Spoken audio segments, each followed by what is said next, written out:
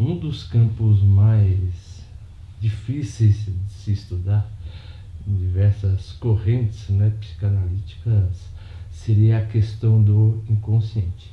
E hoje sabemos que o inconsciente ele nasce, né, com a obra de Freud, escrita em meados de 1910, chamado A Interpretação dos Sonhos, que dá início à psicanálise.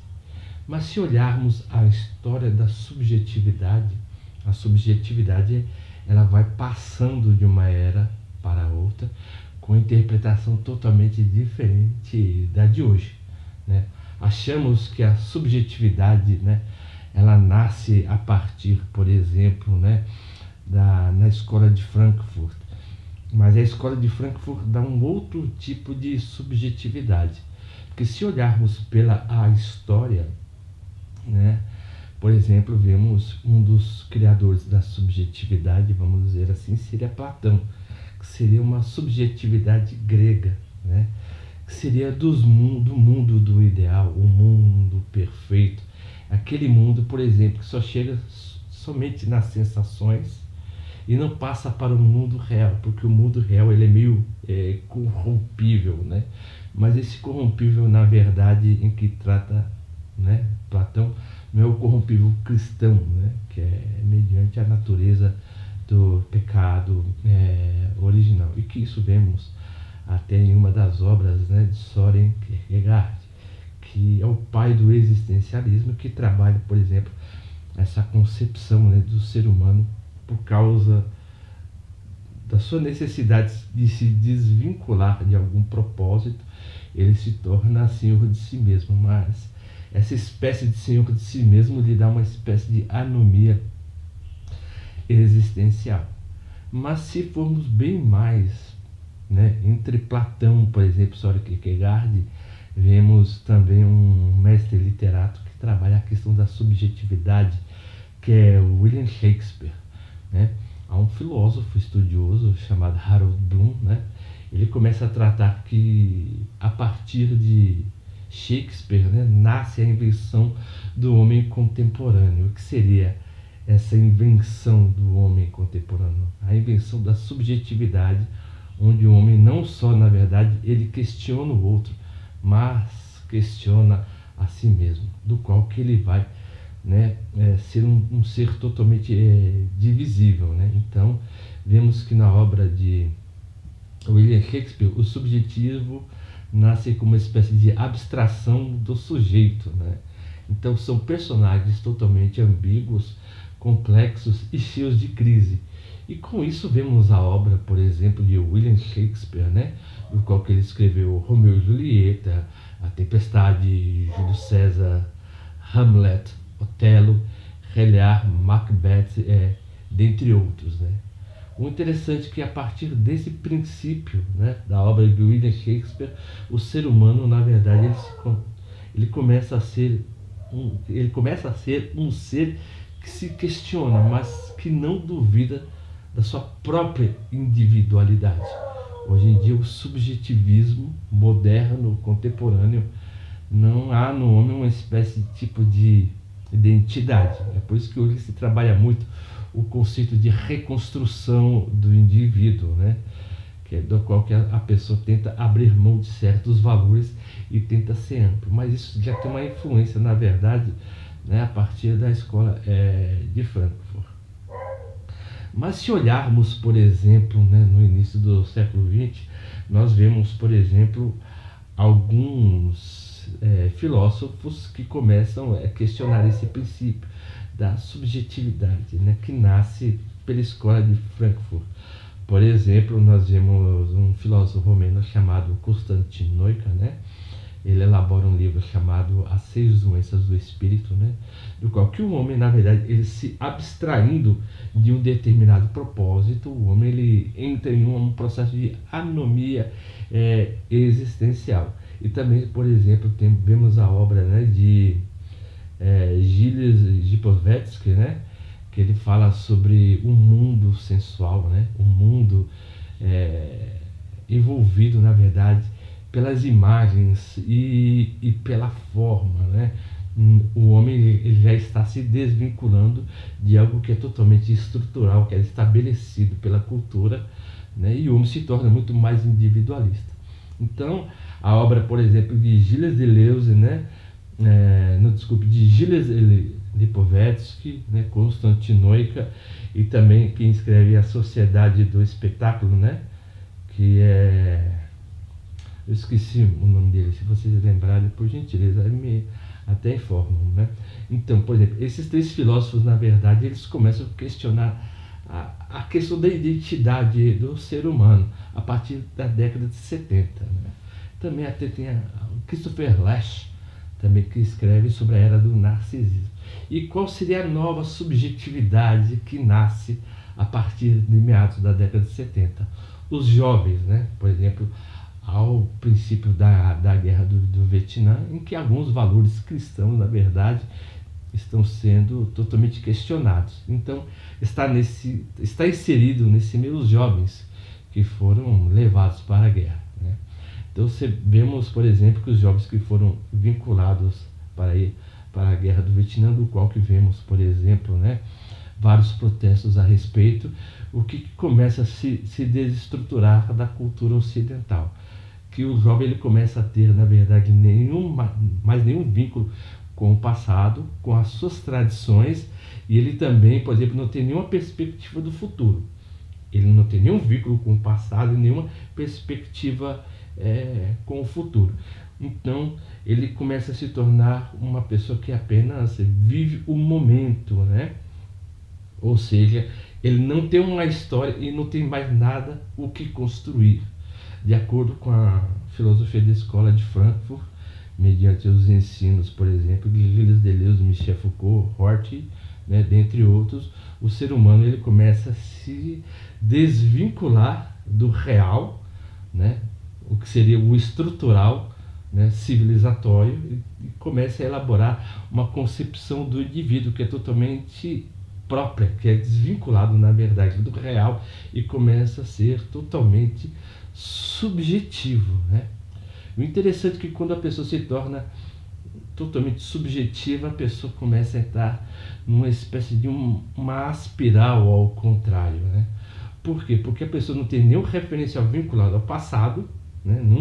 Nenhuma ligação histórica e não tem nenhuma, como eu posso dizer assim, nenhuma projeção, nenhuma perspectiva acerca do futuro. Então, a partir da década de 60 a 70, o ser humano ele começa a se tornar totalmente fragmentário, mediante, né, a filosofia pós-estruturalista.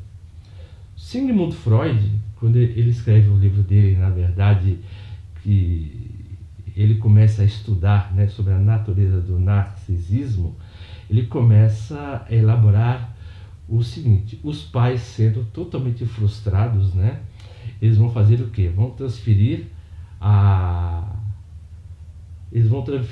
o quê? A projeção que ele tinha no futuro, do qual que eles não conseguiram conquistar no bebê, e a frustração que ele teve no passado, né, no bebê. Então, é por isso que a partir daí que o Freud começa a elaborar o conceito, a sua majestade, o bebê.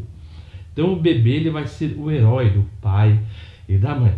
Ele vai ser totalmente importante, né? E com isso vai se criar uma nova espécie de narcisismo que nasce na década de 70 e 80. Por quê? Porque esse bebê, na verdade, que ele não tem nenhuma característica particular, ele será influenciado e inventado conforme a percepção dos pais daquilo que eles querem que o bebê seja, né? Então, na verdade, o bebê ele se torna, de acordo com a visão do Freud, ele se torna uma espécie do renascimento do narcisismo dos pais, porque os pais vão projetar neles o quê? A fantasia e a projeção. Não quero que os filhos mais sofram o quanto que eles sofreram atrás para conquistar algo e comece a querer dar algo para o filho. Então, começa a se desvincular o filho da construção do real, da realidade que é totalmente processual e que se torna totalmente abstrata. Então, interessante que quando o jovem, na verdade, ele não tem nenhuma percepção do futuro, nenhuma projeção do futuro e nenhum vínculo, na verdade, com o passado, ele se torna totalmente o quê? Fracassado. Ele começa a se sentir, na verdade, vazio, começa a sentir a sua vida totalmente sem sentido. Então Freud ele começa a elaborar o quê? Que a pessoa vai procurando, na verdade, que esses espaços vazios sejam preenchidos, porque já não tem mais nenhuma constituição histórica, né? Mas o interessante é que quando Freud, ele também escreve o seu livro, né, Luto e Melancolia, ele relata de duas maneiras acerca da natureza da depressão, que é o luto, né, é algo que você sabe que perdeu, e a melancolia é um sentimento que você sabe que perdeu, mas você não sabe o que perdeu. E o que começa a se projetar na mente do homem moderno? Na verdade, como ele não tem uma visão de si, não tem uma visão de futuro, não tem uma projeção, ele vê no outro, ele tem um olhar acerca do outro, como o outro o vê, como o outro o interpreta, o que eu posso suscitar no outro. Ora, como o homem moderno, na verdade, não tem mais nenhum vínculo histórico, né? Não tem mais um vínculo que ele possa construir algo para o futuro, a sua identidade começa a se adaptar a partir daquilo que ele sente. Então, mas eu não sei o que eu sinto, na verdade, mas eu procuro o quê? Que essa falta me preencha, mas eu não tenho mais essa construção histórica acerca do meu passado e nenhuma perspectiva do futuro.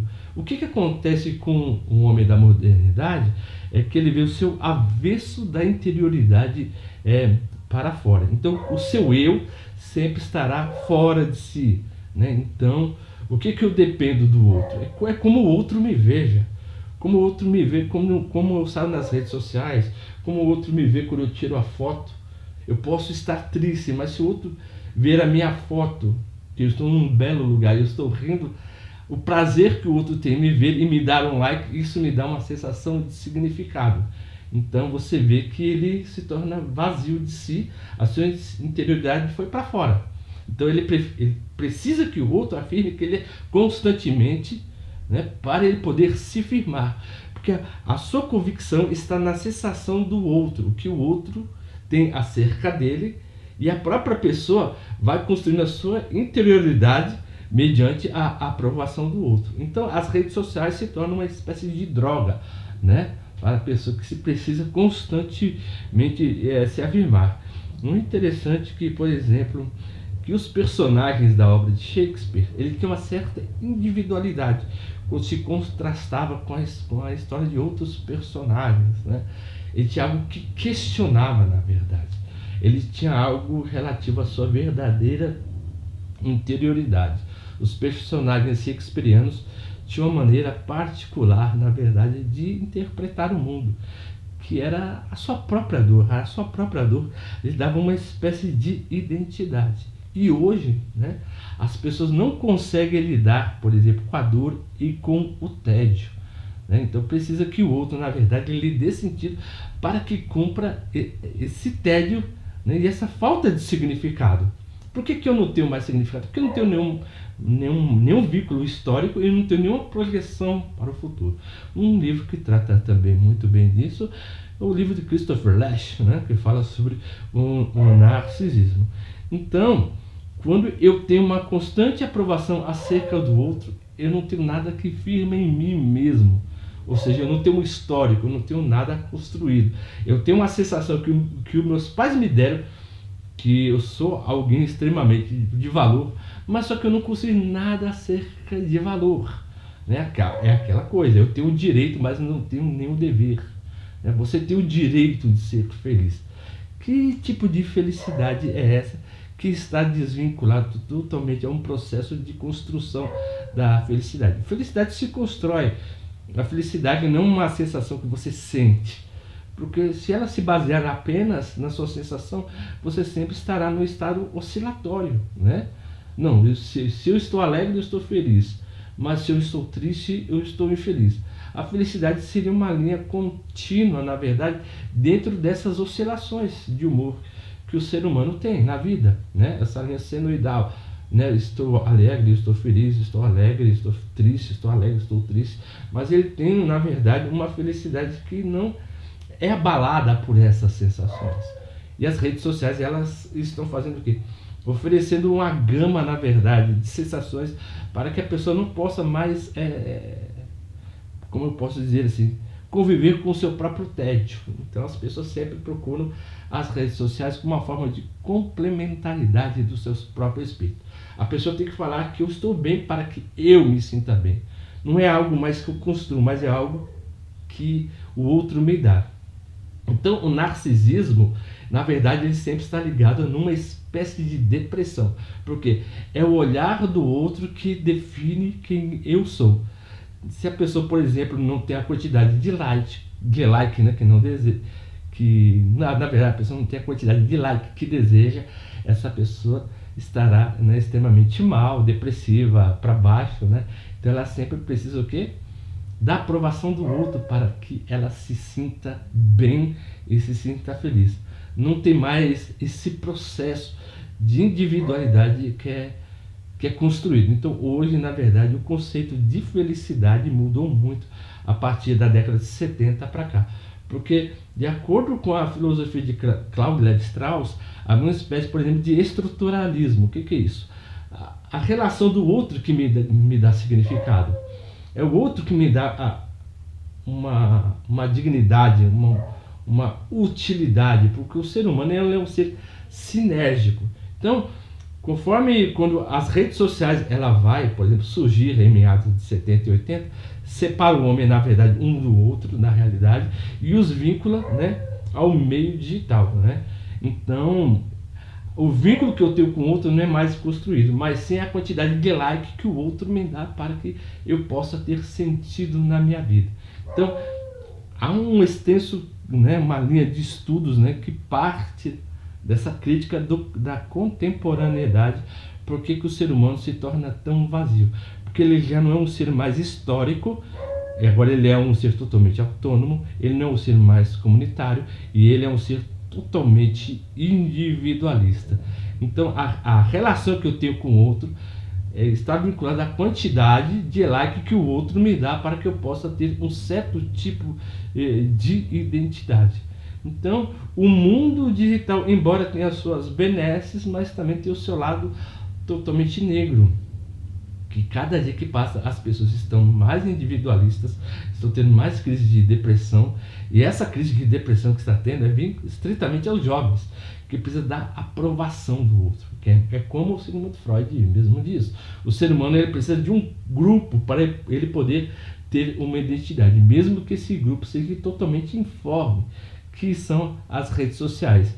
Então, por exemplo, não importa se o outro fala bem ou mal de mim, importa que fala bem de mim e dá um like para mim, sendo aquilo que gosta e aquilo que não gosta. Então, mas isso me dá um senso de pertencimento. O outro, né, é a visão que o outro tem de mim, não é mais o que eu construo, mas sim a interpretação que o outro tem sobre mim é que importa para mim. Então, é por isso que cada tempo que passa, a nossa sociedade está desestruturando ainda mais. Se vocês estão gostando dos vídeos que eu estou postando, por gentileza, se inscrevam no nosso canal, aperta o botão das notificações para que recebam mais vídeos a respeito do tema. E como sempre, eu agradeço o carinho e a atenção de todos e até a próxima.